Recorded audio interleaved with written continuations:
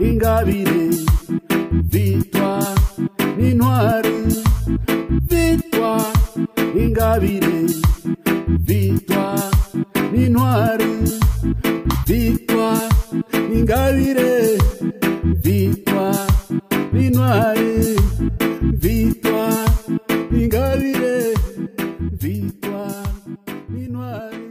La Fondation Victoire pour la paix et le Réseau international des femmes pour la démocratie et la paix vous souhaitent la bienvenue à Bruxelles. Ce soir, nous vous remercions encore une fois d'avoir répondu à notre invitation pour cette noble cause qu'est cette journée du 14 octobre.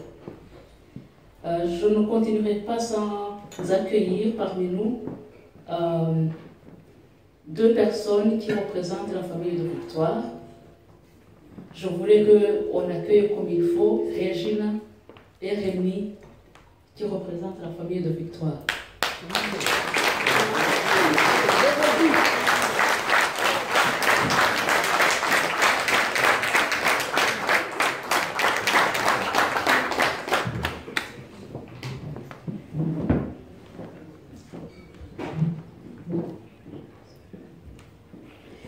L'initiative baptisée Ingabire Day est née lors de l'anniversaire des 5 ans de l'emprisonnement de Mme Ingabire Umuhoza en 2015. C'est une idée qui a été portée par la communauté rwandaise de Lyon. Ensuite, d'autres associations ont déposé l'idée et c'est ainsi qu'aujourd'hui, les organisations suivantes ont pris part à l'organisation. Amahoro Iwacu, Aglan, qui est African Great Lakes Action Network, Jambo ASBL, Friends of Victoire, la communauté rwandaise de Lyon, la Fondation Victoire pour la paix et le Réseau international des femmes pour la démocratie et la paix. Cet événement, dont le thème de cette année est la solidarité avec les prisonniers politiques et d'opinion au Rwanda, est organisé simultanément à Londres avec la présentation du livre de Victoire Ingabire Umuhoza, traduit en anglais, Between Four Walls of the 1930 Prison, Memoirs of a Rwandan Prisoner of Conscience. Le livre est déjà disponible sur Amazon. Nous rappellerons que la version espagnole et française sont déjà disponibles. Si vous en avez besoin, ils sont en vente.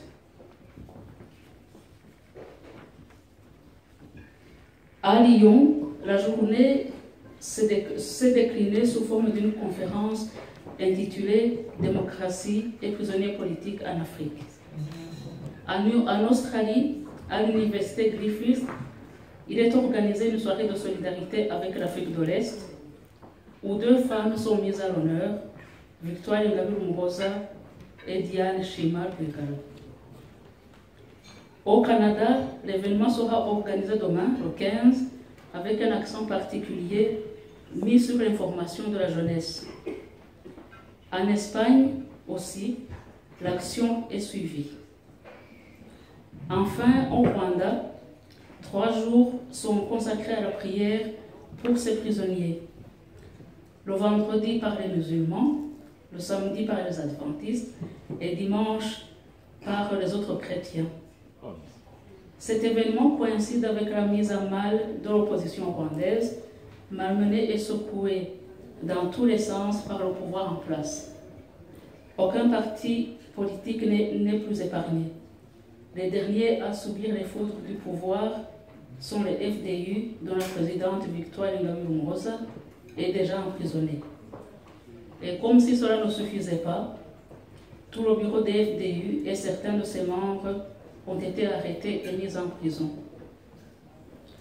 La malheureuse candidate aux dernières élections présidentielles, Diane Shima Rwigara, est aussi menacée d'emprisonnement avec le même modus operandi, c'est-à-dire la fabrication des accusations. Vous avez bien appris que certaines charges comme le détournement des fonds, ont été abandonnés, mais le gouvernement en forge d'autres. Aussi surréaliste que cela puisse paraître, le pouvoir n'a même pas honte de refuser l'accès au dossier à l'avocat des plaignantes, soit disant parce que ce dossier doit rester confidentiel. Des fois, on croit rêver, mais la réalité est là. En ce jour, nous avons aussi une pensée particulière pour les autres prisonniers politiques d'opinion tels que Deo Mouchaïdi, Dr Théonès Niyitegeka, Kizito Mihigo, et tous ceux qui sont injustement emprisonnés juste parce qu'ils sont apparentés aux pestiférés du régime.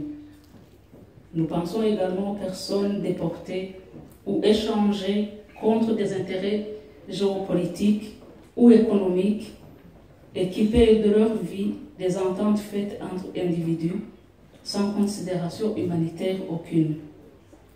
Nous pensons également à ces prisonniers libres d'Arusha, interdits de rejoindre les leurs alors qu'ils ont été acquittés. Nous pensons enfin à toute personne victime d'injustice, d'où qu'elle vienne. Notre pays traverse une période cruciale de son histoire et force est de constater que l'histoire ne nous a rien appris. En effet, comment avoir combattu le parti unique il y a 27 ans et que le FPR en instaure un autre à la place, plus coercitif. Comment peut-on avoir défendu les victimes des rafles de 1990 et traiter certains de ses citoyens d'ennemis du pays juste parce qu'ils ont une autre vision? Pourquoi le FPR a-t-il combattu pour le retour des réfugiés dans la dignité et en même temps vouloir la cessation de la clause aujourd'hui? Autant de questions qui méritent débat dès que l'espace politique sera ouvert. C'est pour cela qu'une multitude de nos concitoyens sont en prison. Notre devoir est de prendre le relais afin que leur combat ne soit pas vain. Je vous remercie.